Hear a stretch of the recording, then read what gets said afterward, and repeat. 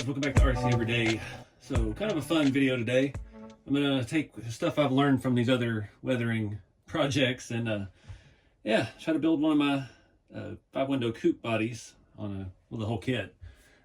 Typically what I do is I keep some of the prototypes and stuff that aren't perfect, and I just build those myself, so I have a display rig and sell the good stuff. But yeah, this is the first time I've gotten this is the ABS GF print. So this is the top of the line kit, glass fiber reinforced ABS, super smooth. So I'm excited to build one I don't have to do a bunch of body work on. But we are going to do a little bit of body work just because all the prints have one area here on the cowl where you can see the print grain. And I've already hit this with a U-pole high build primer. I used all I had, actually ran the primer a little bit on one side. That stuff evened out so good that you can barely even tell. So I've got some paint warming up. I'm going to do kind of a dark taupe for the base. I don't have any flat black, unfortunately. So we're going to do a dark color for the base. Not going crazy on the weathering, but I'm going to kind of take the things that I've learned, try to do something cool with it. I've got a grill with some primer on it as well. I'm going with the open grill. I'm going to install some mesh and stuff in that. But I've got all the parts laid out. I've got to figure out, I painted or clear coated the chassis rails. They're drying. The steel rails, I just wipe them down with alcohol and hit them with the matte satin clear that I use. The high temp paint seems to work really well on metal. And yeah, I've got to figure out what color I want to paint the chassis cross members. I need to paint our servo mount and our motor plate with that. Probably the same color as the base plate. And I've got everything else here from the previous prototype. I did sell that body off. It was already kind of done in my old methods, and I didn't want to mess it up by trying to do the new stuff on top of it, so I figured we'd just start from scratch. We've got generic semi-truck front axles. This is 1/14 scale. These are 60 or 59 millimeter rods. Anything around about in that length will work. This axle has already been, a lot of these cheap ones, has a hole in the front right here and a threaded hole in the back. So the threaded hole in the back is M3. These are smaller. I force threaded these to M2 so I can use these RC 4-wheel drive. These are the Galan 2 18th scale shocks. And I need to put some thread lock on those caps to keep them in place. They come with a spring. We'll see once we get it all together. It worked okay on the other one. I didn't ever get to drive it. It's set pretty low, but it gives us enough cushion. But you can just replace that or add like ballpoint pin springs. You don't have to have anything fancy for that. It's the right size for it. That one's unscrewed as well. These wheels are a 1.7 from RC 4-wheel drive. I think they're RC 4-wheel drive. They may be a CC hand. They have a really good look to them. And 1.7s, we got the 1.7 Tamiya semi-truck tire. These are the stock ones. On the rear, we've got an off-brand, oh, there went all my shackles and spacers. We'll be figuring all that out again. On the rear, we've got the off-brand RC 4-wheel drive style Yoda 2 axle. Same wheels, but we have the RC 4-wheel drive Roadie super wide semi-tire. 1.7 also. You can run 1.55s on 1.7s. It works just fine. And Lesu drive shaft, it was already the right length. That's something I had laying around. And to get the ride height I wanted, we have the RC 4-wheel drive drop bracket. So it has the curved mount that fits on the bottom of the axle. And then I've also added in a, was it about a 1/4 inch lowering block. And you can play with your ride height with lowering blocks basically, and shackle length. So I pulled these shackles from a GCM C-Max kit. They're about the same length as a TF2 shackle, so you don't have to have the fancy aluminum one with the bushing that I've lost one in the floor I need to find. But another way to get it low, the front, instead of using the hangers that come with the shackle kit like the TF2 hangers, I just used some old fuel line. I thought I had some pieces laying around. Just some old RC fuel line. And I just shove it through there and screw into it, and it's like a bushing. So we bolt the front eyelet straight to the frame rail. That way we don't get that extra bump and ride height from the hanger itself. So that's kind of the setup. There's just the stock Tamiya 540 motor inside of here. I believe it's a torque tuned. I guess we could pull it out and take a look. Yeah, it's torque tuned. I got my wires routed out of the bottom. This SSD engine, they are designed to come out that hole in the top, but it's really hard to snake it down. So I found this works pretty good. I got grease on my finger. Make them come out the bottom right there so all your wiring can stay out of sight and you don't have to mess with it. You do plug wires. and of course the RC4 drive R4 TCI transmission. All my kits use. And I do want to clarify again, I've been trying to put it out there a lot. I know the SSD and the GCM transmissions look identical to this, but they do not have these mounting holes. They only have these four on the back.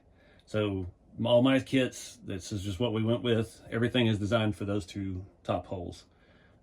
Nothing against the other transmissions. It's just I didn't know they were that different, and I started with what I had, and that's what we based the kits off of. Last thing we got, that's still hooked to the front axle. I got a Reefs Micro 99 with a shorty horn on it. That all worked and jived on the last chassis, so we'll get all that bolted into place. But now I gotta get some paint on stuff.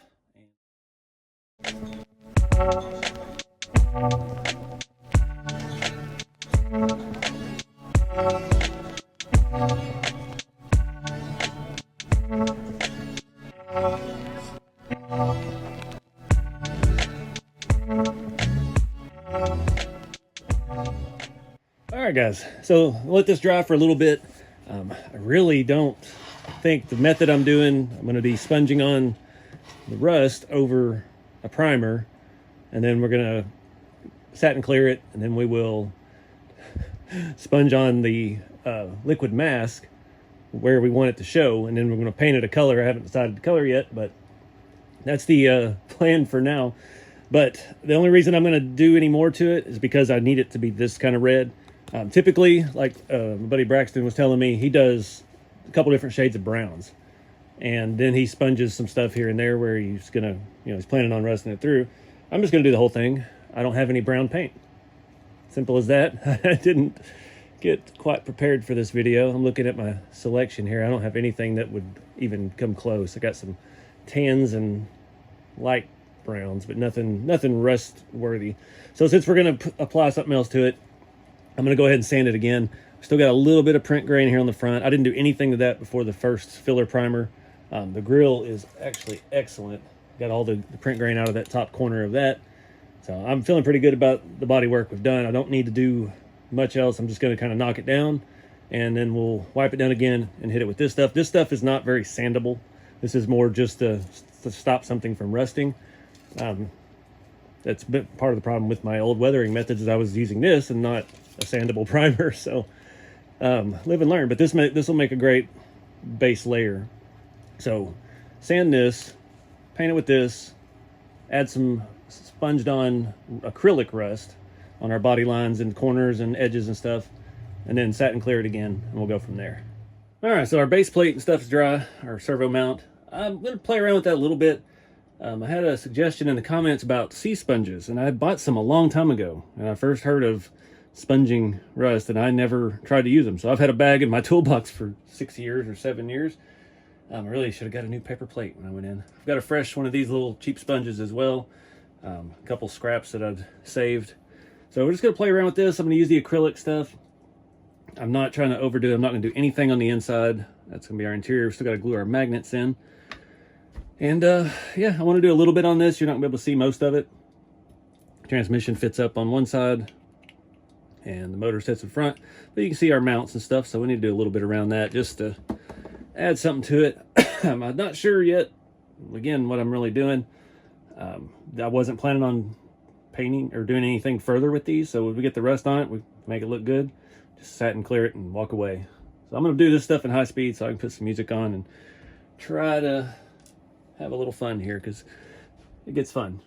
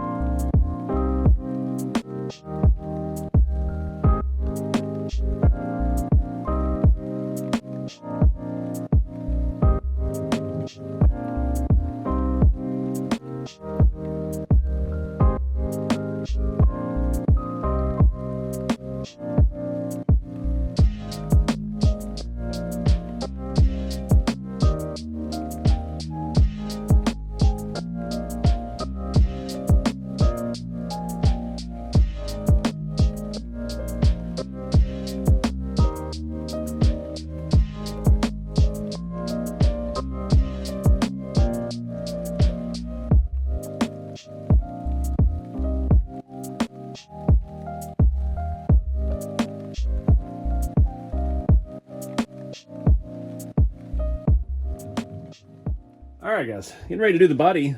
To show you how these parts came out. They're still drying with the matte clear. Just nice little detail on the edges. It's kind of hard to tell in the direct light reflecting off, but yeah, it'll be a nice little addition.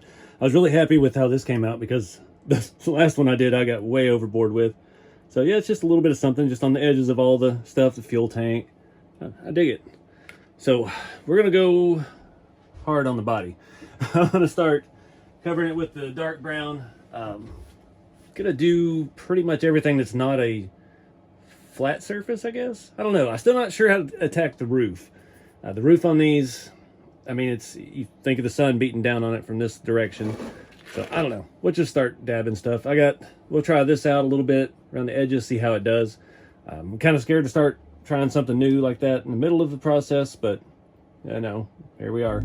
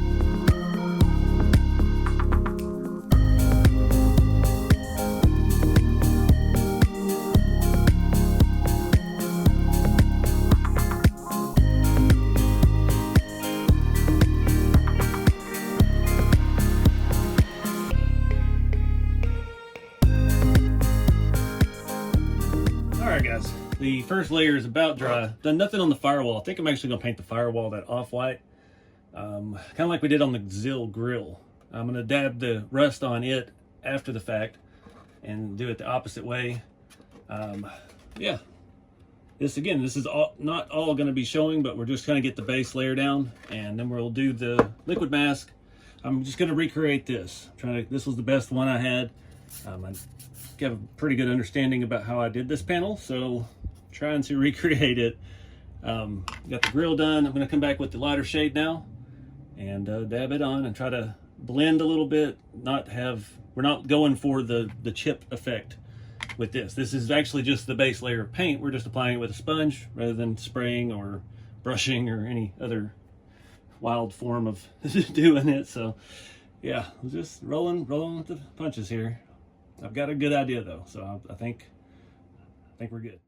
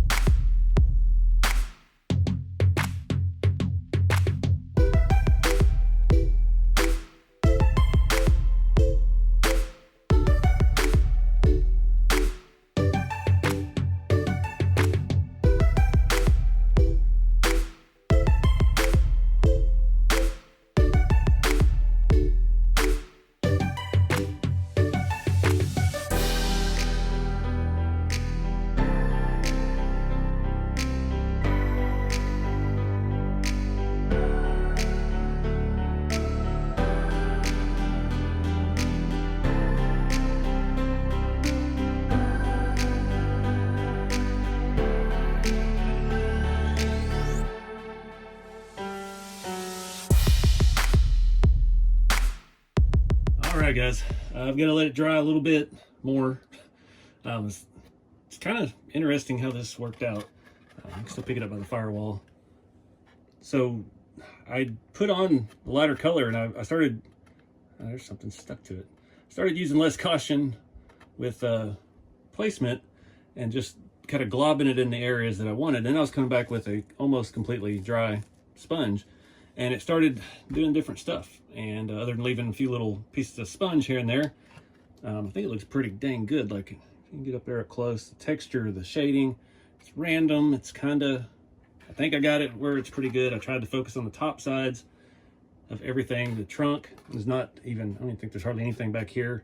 There's a few hard lines in the dark stuff, but I think we're gonna be able to hide that with the paint when we come through. Yeah, it's a pretty cool effect. I like it. I would like to not cover it, but that's not what I'm here to do. So we'll let this dry. I'm gonna hit it with the matte clear tonight, and yeah, we'll pick back up tomorrow with the liquid mask and start trying to strategically place that. I've been trying to look at pictures, looking at this roof. In my head, patina would be like there's no paint on this entire roof. And I don't know how to really go about that with this technique of masking, sort of brushing, masking over the entire roof. And I don't really want to do that. Then just to have a couple chipped edges around pillars, but so I'm not sure. You go Google patina Model A, and it's all fake patina. I got links to videos on making fake patina, which is what we're doing, but real car stuff is like, then you search Model A, and it, you know, you have to have a space in there, and it starts showing you Model S's, Teslas that are wrapped, and it's like, good Lord. I didn't realize how much patina had changed. Like, to me, a patina truck is rusty as all get out. You fix some holes, put some preservative on it, and you build a truck underneath it. But patina now has become fun colors and aged and distressed and fake rust streaks, and yeah, it's a different world out there now, and I don't like it. So I was looking for, you know, just pictures of cars in fields, which you can't really find anymore. Even the stuff on the marketplace near me, there's one sedan for sale, which I would really like to have, but it's got mostly got paint on it still, so it's not exactly what I'm after. Only other ones around me that I found on marketplace were roadsters, so there's no, you got a cowl and a trunk lid that's kind of mostly rotted out, so not a lot of good reference for me right now. So I'm gonna let this dry for another hour or so, hit it with the matte clear tonight, and then we'll let it set overnight and pick back up tomorrow. All right, guys, next day. It's time to do some other stuff. The body is dry, got the grill here. We need to cut out some mesh for the grill. Obviously, it's not going to be the green color. I'm going to paint it white, I think, to match the firewall. I haven't figured out the exact timing of when I need to paint the firewall. I'm thinking I need to do it now. It'll be easier to mask off to do the final coat than it will be to mask off after the final coat, because I'm afraid the tape will peel off the paint even after another matte clear over it.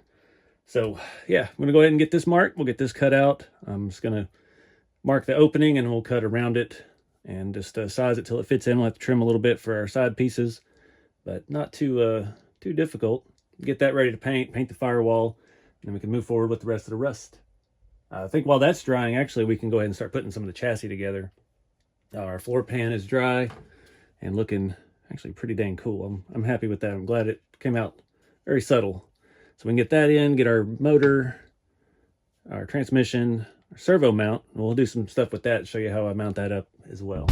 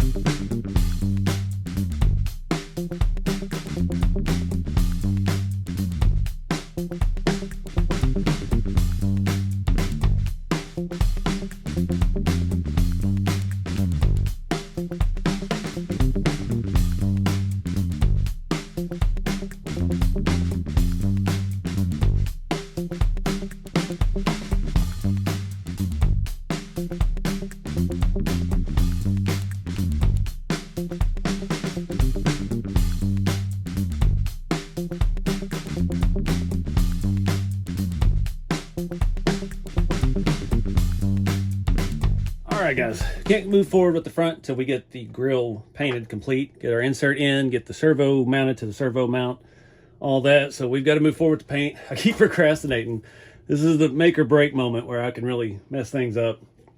Doing the masking. I've looked at online again at pictures, and I just haven't found anything I like. I'm leaning more to more complete because I really like this rust and I don't want to hide all of it. So I think I'm going to go pretty heavy on all the tops and stuff like we're, like we normally would. And we'll just see how this works out. I'm going to go back to the sponge that I have the most experience with and cut some pieces of this. And we may dabble with this one, this fine sponge, to do like speckles. I'm going to go ahead and chop off that brown rust off of that one. But yeah, I can't keep putting it off. We gotta have this part ready to go. So yeah, let's get started. I need to get a new plate, dang it.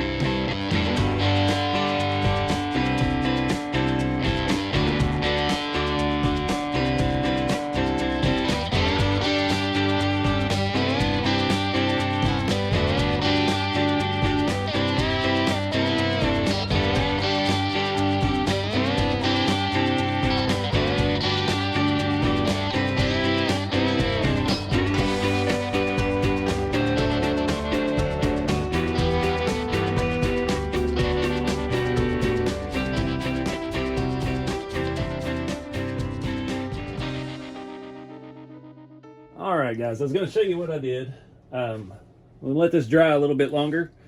You can see it looks horrendous. That's the fun part of this. When you go to paint your final color, it doesn't matter what it looks like.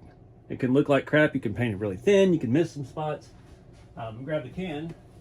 So I've been heating my cans up in the 3D printer. Probably not recommended. You got to watch them because it does heat up fast.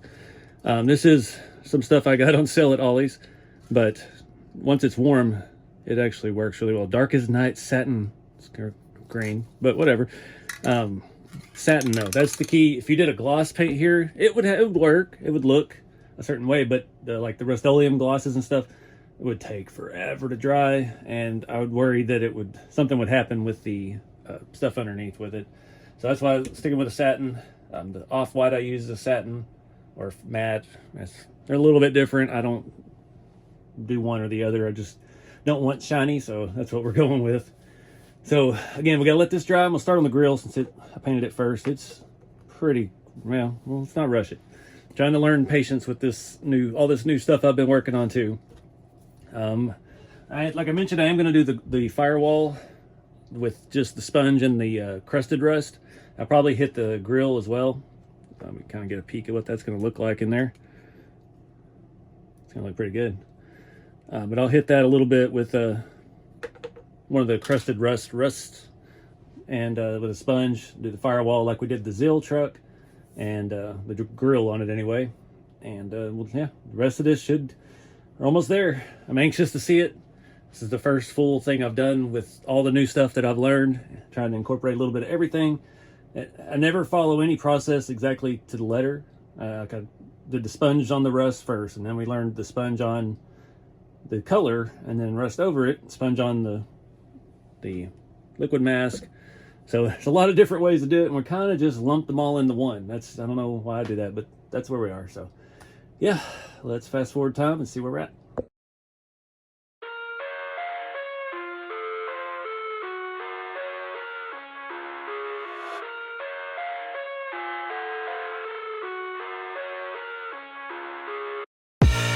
I live inside my own world of make-believe. Kids screaming in the cradles, profanities. I see the world through ice covered in ink and bleach. Cross out the ones who heard my cries and watched me weep. I love everything. Fire spreading all around my room. My world's so bright, it's hard to breathe, but that's alright. Hush.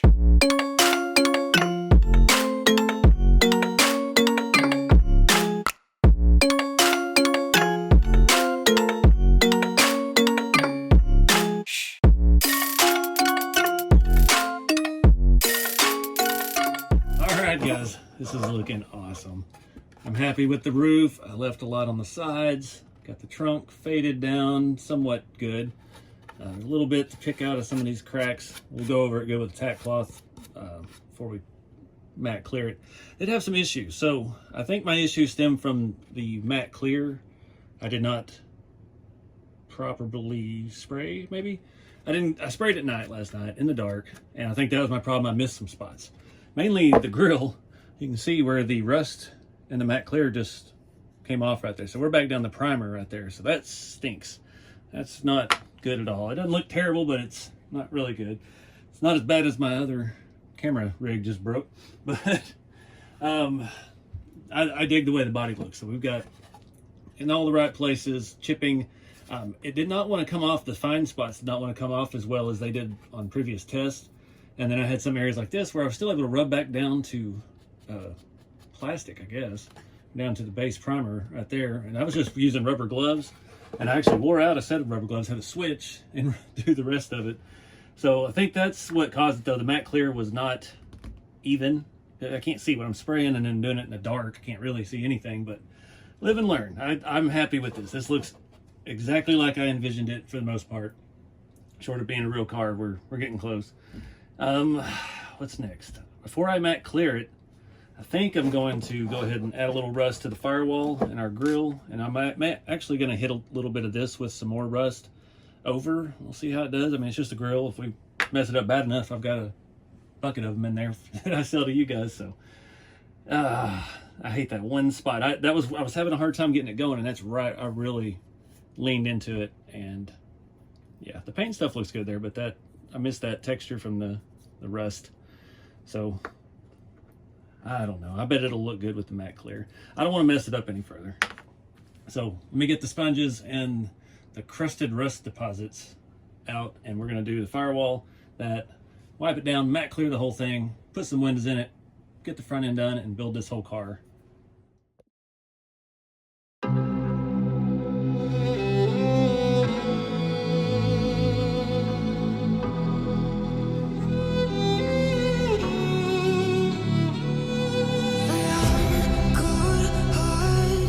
Guys, well, we skipped ahead a few steps. The camera had died, and I wasn't aware until it was too late, and I'm not taking it back apart. So if you need to know further assembly on your hot rod kit, there's a video for that on the channel already that goes into better detail than I've been doing on this one anyway. This one was all about exploring the weathering, and I'm digging it. Even not fixing that one spot on there, it doesn't look bad, especially from this far away. It looks mean. I went ahead and reused the yellow windows that I had on my other body because I'm out of clear Lexan, and I didn't want to cut up another set. I had green, but I was like, the green and green, it was too dark. And I figured since the engine block is yellow, why not? So it kind of works. It's a little bit more sunshiny, happy-go-lucky yellow than the engine block, but it works. I'm digging it. I got the suspension and stuff set back up like it was on the other one. Got the steering hooked up. The firewall was my least favorite thing. I completely forgot. I was planning on using those crusted rust from AK, and I completely forgot how much runnier that was because I've done so much practice with the acrylic, and I've really messed it up. First dab, I knew it, and from there it was just try to fix and hide. And yeah, I mean, luckily it's not the focal point, the engine bay. The engine is, so it's not that prominent. It's just a nice contrast of color. Lots of wins with this. Learned some more stuff. I've got to be more diligent with spraying the satin clear and the intermediate layers because not everything works together. Obviously, the acrylic did not like the spray paint, the green, so it didn't have enough protectant on there. But I'm really happy with how the roof came out, the proportion of the rust to the green. In my head, going out that when you're dabbing that liquid mask on, it feels like you're covering the entire thing, and you're just like, oh my gosh, I'm not going to have any paint left whatsoever. And I didn't hold back on this. I just was like, we're going to roll with it, and it's going to be the way it is, and that's going to be another learning point on this journey. And it's actually very moderate. And we've got the tops of the surfaces, the cowl, the roof, the trunk, those body lines down the side, and then the rest of it's just kind of normal rust. I got a little bit around the door edges, the bottom of the corners, the bottom down here, up the front where it would be scratched, and a little bit around the tail of it, pretty good. So I'm not mad at this at all. I'm gonna rock this one for a little bit. We'll leave that on this chassis and just see where things take us. But let me show you the underside real quick. Forgot how good that actually looked. It's very subtle. One thing I did mess up on is I didn't paint in the body. I always set it and paint it, so my bottom edge is not painted. So we could easily come back with some of that brown dark brown acrylic and just dab that on there, and that would hide that real easy. We've got no electronics hooked up. Got my servo wire here and our motor wires there. It's gonna be very tight getting those plugged in, but that's the best way to do it. And you can actually run that, make some clamps, run it back here and then into the trunk of the car where you can completely hide it behind a seat. And yeah, I'm pretty jacked about this. Get you the view of the back. Under the lights in there. Well, we'll move a little further. I did not put magnets on the body side. I forgot about that. I only have magnets on the floor pan, but easy fix. But yeah, just all of this has been going on during the day of the RC 4-wheel drive Scale Department Edition release, and that has been blowing up. I've got 1,000 comments today between 3 platforms. I've just been back and forth. That's why the camera died. I didn't even know it. It was just sitting there on for a while I'm in there answering questions and responding to people. And yep, came back, built the rest of the truck, went to pause it, or the car went to pause the camera, and it was no longer functional. So yeah, it is what it is, but I like it. The windows got a couple like cracks in them, and they're not perfect because I ripped them out of the other body, but it's a rat rod. It's a hot rod. It is what it is. I'm definitely not mad at it. It looks killer from that angle. With the skinny tires, and I've got the stance down pretty good. We still have a little bit of travel in the front. I still want to play with those springs inside of those RC4 Drive 18 scale shocks, but I'm not in any hurry. For me, these are more like model cars. I just want them to be able to run and drive because that's what I do is RC stuff. So that's kind of the way I've designed these kits over the years, is functional models.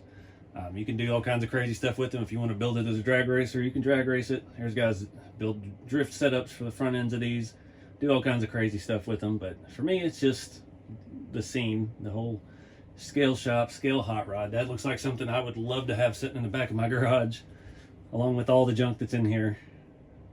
But anyways, I think I'm going to wrap it up here because I'm exhausted and I probably have 100 more comments to go respond to. So just get out and try this stuff, guys. I've got the Amazon's link below in the description of the video. In there, on my Amazon store, there's a parts list kind of for the hot rods and the rat rods and stuff. Has the axles and the leaf springs and some of the stuff that you can get on Amazon, links and things like that. But there's also another category for weathering products, and I've added the acrylic paints to it. I've added the AK crusted rust deposit set to it. The rust streaks are in there. All the stuff that I've used on the channel is in that store. I don't sell those directly, but that does help it when you click that stuff. It does help me out.